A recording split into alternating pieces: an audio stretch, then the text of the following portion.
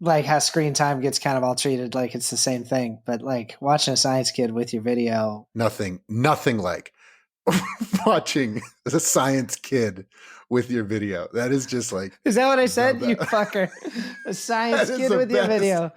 I love like creeping on science kids. That's what I do. I go to universities and I just fucking like I'm naked in a trench coat in the bushes and I just stare at these science kids, but I got my video with me. You know what I mean? Because I need my video with me. That's so fucked up. Okay, so let's record the intro now. So what did Milkless? Because I think we start with the name. Two dads, we love our kids, but then we also need them to know that we're like pretty cool and it's not like a wimpy podcast. So, hey, hey, Milkless. Hey, welcome. Hey, Milkless. Call the audience, Milkless. What's up, Milkless? Matt and Max coming at you. What if that's it? That's our first take. All right. This is our second win equals now. Max, what is happening with you this week in your life? Well, first I want to kick it off with just talking about how Matt and I pronounce the word when. Like my wife says when, W-H-E-N. I say when. When is it? When's it happening? Yeah, Matt W-I-N.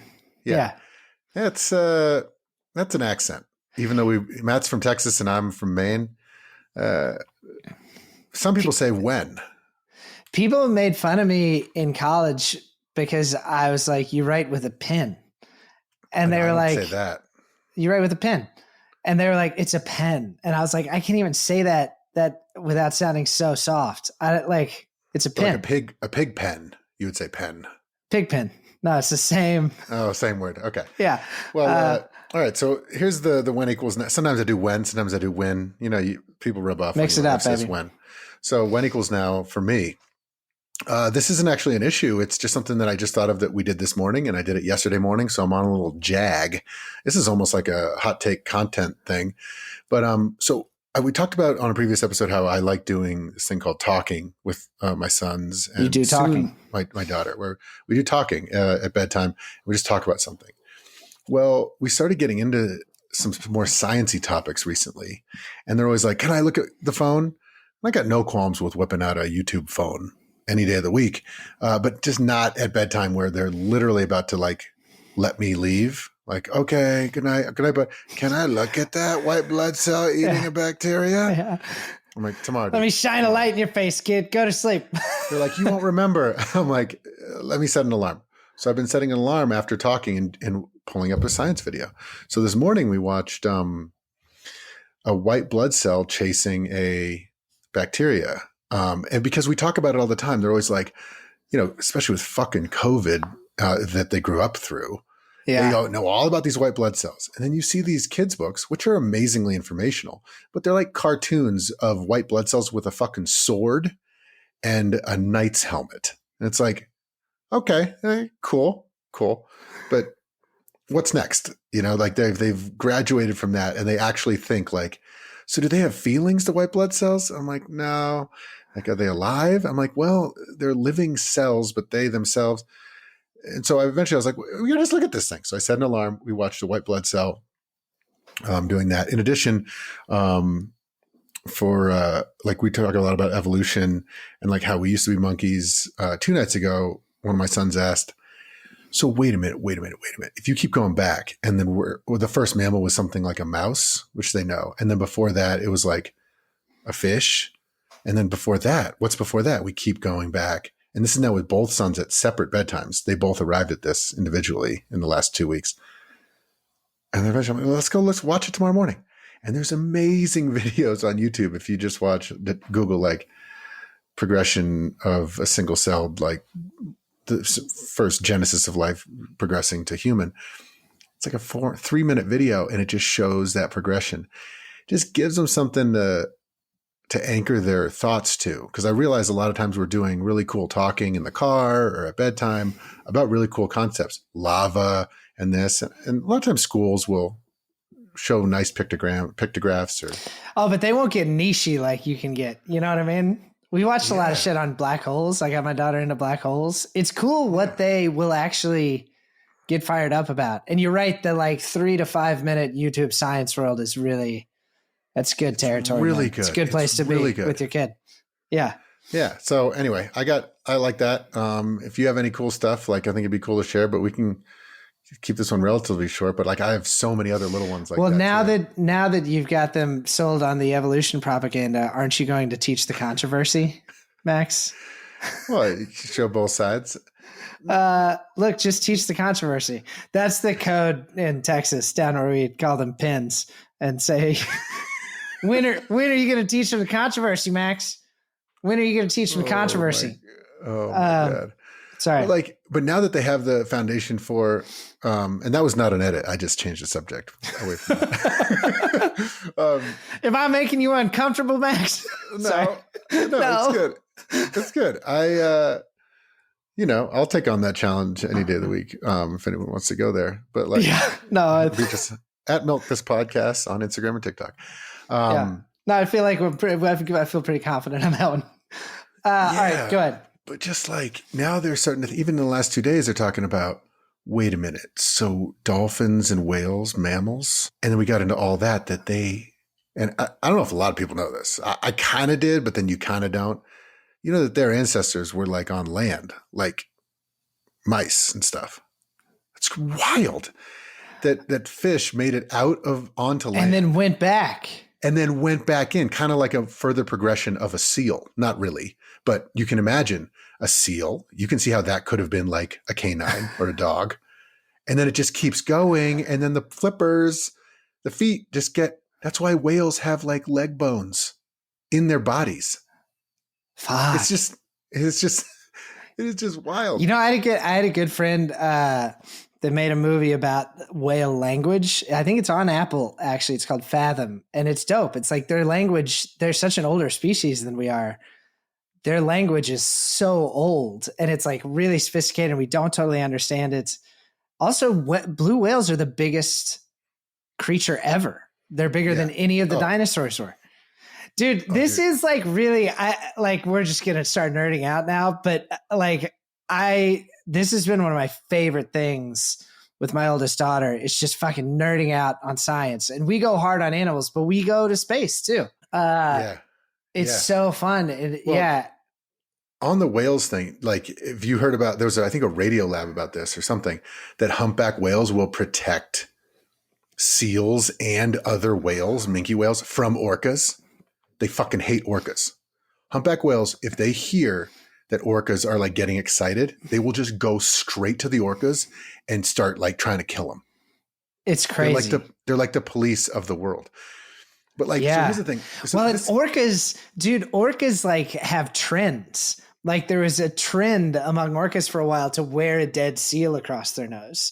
Like somebody saw one do it and then suddenly they were all doing it, but just in this one part of the ocean, because that trend didn't make it to the other, because orcas are everywhere.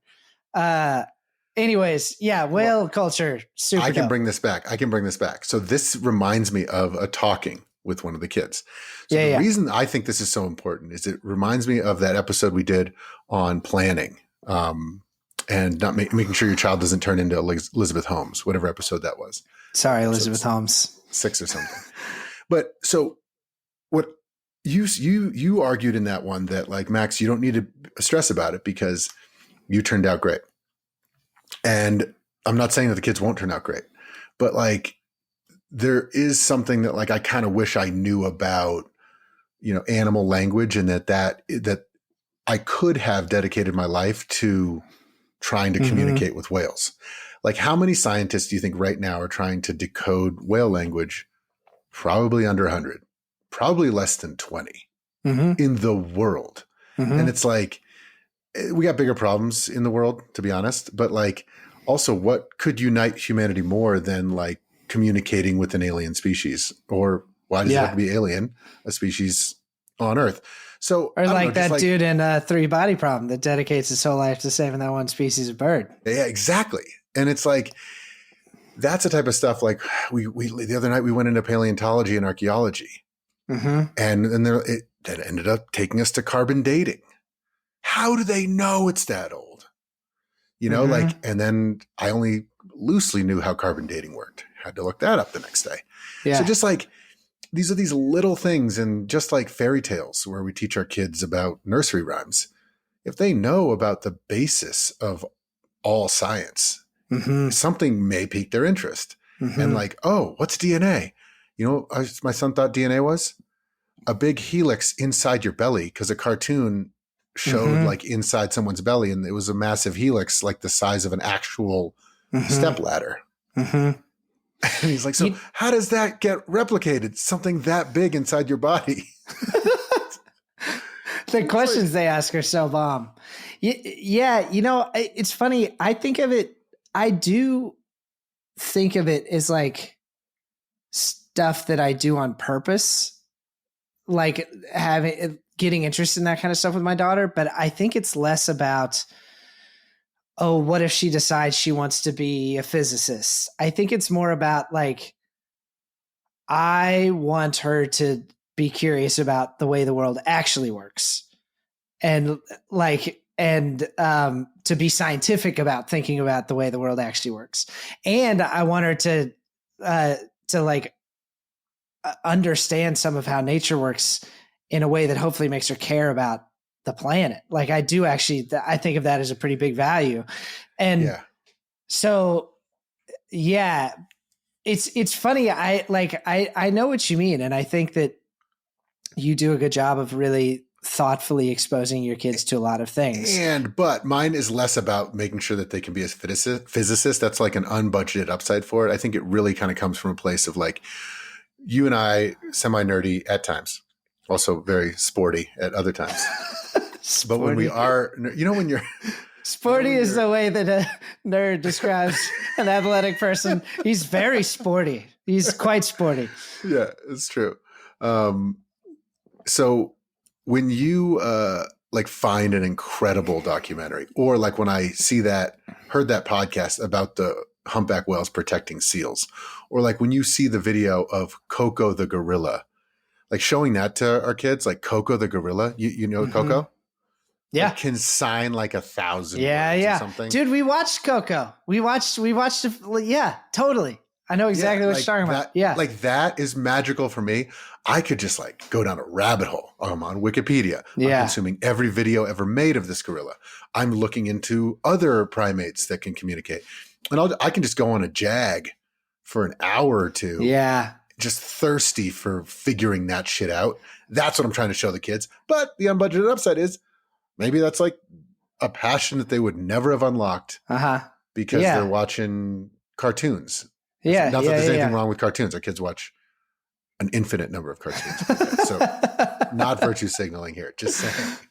Yeah, rather than watch Coco the gorilla. Then well, it gets back to too with like how screen time gets kind of all treated like it's the same thing. But like watching a science kid with your video, nothing like watching a science kid with your video. That is just like, is that what I said? You fucker.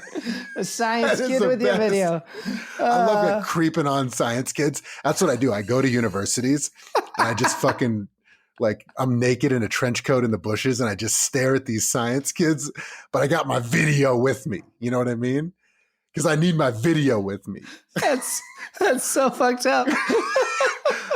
I put that video under my arm and I watch those science kids. That's what I do. Love it. Did it really sound that terrible when I said it? Well, at first I was like, where's he going with this? When I watch science kids. So did I just switch videos and kids? Oh, God. There's nothing like watching science kids with your video. I just pictured you for some reason at our college watching, because I went to the science building a lot. Like, pictured you watching science kids. Just peeping Tom style. Look at him. Look at him experimenting. In my brain, the video was actually one of those like TV sets that has eyes and is like a cartoon. And that was the two of you were watching the science kid. Anyway. Oh my God. Well, sorry, I misspoke. But I'm not sorry. I don't know. Yeah, we'll see if that plays. Okay, so this is the hardest I've laughed in a long time. But I think it's funny because it's like it's one of those things that when you think about it, it's like, oh, there's all these reasons I'm doing this that I believe in. But then really all you're doing is doing something that you and your kid both enjoy, that you can do together. Yes. And that's just the fucking best. It's just the best. That's what it's all about. Yeah. And it goes also to that fucking episode where I was like, helping the kid find a passion. And not that you're forcing anything down their throat, but it's like a smorgasbord. I don't know really how to say that word, so I always just do it kind of shy. Yeah, I could tell. But so Give out a little raw. Smorgash. The Great Gatsby, a smorgashby. The smorgasbord. Oh boy. I have not had a drink. Did you live in Belgium for a while by any chance? Smorgasbord. So basically, you just like a random smattering of cool shit, and then yeah. Yeah. All right. Well, YouTube science section. Fantastic. Cool. This has been What Eagles Now. Brought to you by Violet Archer.